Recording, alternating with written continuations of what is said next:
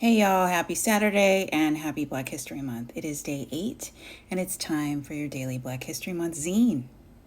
Today's zine is called White Rage.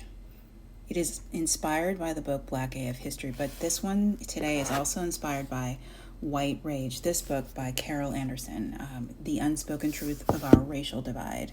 This zine is a continuation from yesterday's zine, which we talked about was the Stono Rebellion. Jemmy, who led the Stono Rebellion, and his band of nearly 80 enslaved Africans rebelled for 2 days when they were stopped by a well-armed militia, and 23 whites and 47 slaves were killed. To warn other slaves from getting any ideas, the slaves were decapitated and their heads posted on stakes near major roadways. Yes, decapitated. The Stono Rebellion forever changed slavery. For 10 years, the whites stopped the slave trade from Africa and focused on homegrown slaves because they thought the only reason the slaves were rebelling was because they were from Africa. So they really thought that just growing slaves at home, encouraging slaves to be born, was going to be better for them, and they would be protected from angry slaves. So as a result of this, the Stono Rebellion, the Negro Act of 1740 was passed.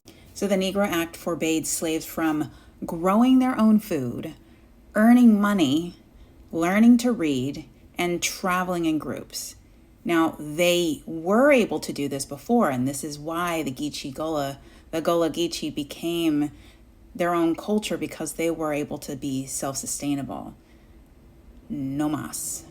Not after the Stono Rebellion. Why did this change? Well, because a well-fed, literate, and self-sufficient group of blacks was a threat to their way of life, and sadly, not much has changed. So this is the form of slavery that perpetuated for generations. It is distinctively American, and it was based on fear and white supremacy.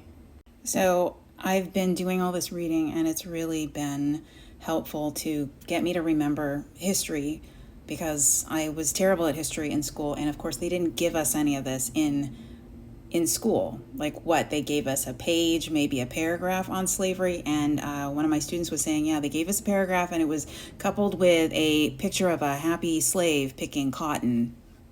So I found this shirt that I'm so excited to get. It says, slavery is white history. Black history is how we survived it. I can't wait to get that shirt, and I hope it comes before the end of Black History Month. More stories coming. Stay tuned.